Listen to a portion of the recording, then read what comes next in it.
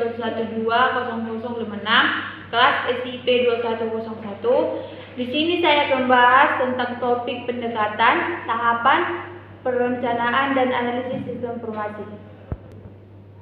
Yang pertama, apa itu pendekatan sistem? Pendekatan sistem adalah pendekatan terpadu yang memandang suatu objek atau masalah yang kompleks dan bersifat interdisiplin sebagai bagian dari suatu sistem.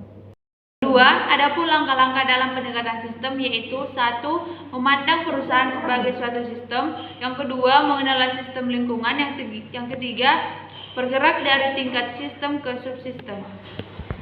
Macam-macam metode pendekatan pengembangan sistem. Yang pertama, berdasarkan metodologi yang digunakan, ada dua macam metode pendekatan, yaitu pendekatan klasik, pendekatan terstruktur. Yang kedua, berdasarkan cara menentukan kebutuhan, ada dua macam metode pendekatan, yaitu yang pertama pendekatan dari bawah ke atas, yang kedua pendekatan dari atas ke bawah. Yang ketiga, berdasarkan sasaran yang ingin dicapai, ada dua macam metode pendekatan, yaitu pendekatan sepotong, pendekatan sistem. Dan yang keempat, berdasarkan cara pengembangannya, ada dua macam metode pendekatan, yaitu pendekatan sistem menyeluruh, pendekatan modular. Yang kelima, berdasarkan teknologi yang digunakan, ada dua macam metode pendekatan, yaitu lompatan jauh dan pendekatan perkembangan. Yang keempat, tahapan pengembangan sistem informasi. Tahapan pengembangan sistem informasi. Pengembangan sistem informasi dapat dilakukan dengan beberapa cara, salah satunya dengan menggunakan sistem development. Yang kelima, tahapan. Yang pertama, requirement, analisis untuk mengetahui sistem seperti apa yang dibutuhkan pengguna dan mengapa sistem informasi tersebut harus dibangun dalam suatu organisasi. Yang kedua, implementation atau implementasi. Ini merupakan tahapan pembuatan atau pengembangan sistem informasi sesuai rancangan yang sudah dibuat. Yang keenam, rencana sistem. Yang pertama, merencanakan proyek-proyek sistem.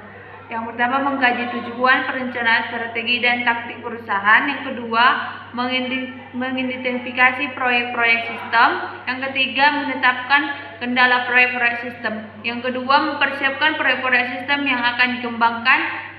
Yang pertama, menunjukkan tim analisis. Yang kedua, menggunakan proyek pengembangan sistem.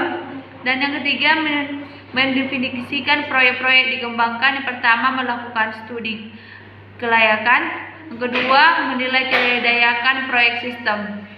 Yang keenam, analisis sistem informasi. Analisis sistem informasi adalah suatu teknik atau metode pemecahan masalah dengan cara menguraikan sistem ke dalam komponen-komponen pembentukannya untuk mengetahui bagaimana komponen-komponen tersebut bekerja dan saling berinteraksi satu sama lain untuk mencapai tujuan sistem. Di dalam tahap analisis sistem terdapat beberapa langkah-langkah dasar yang harus dilakukan oleh analisis sistem sebagai berikut, yaitu 1. Identify merupakan mengidentifikasikan masalah. Yang kedua, report merupakan membuat laporan hasil analisis. Yang ketujuh, tujuan. Tujuan analisis sistem informasi yakni untuk merencanakan sistem baru maupun menyempurnakan sistem yang sudah ada sebelumnya. Demikianlah hasil presentasi saya ucapkan terima kasih.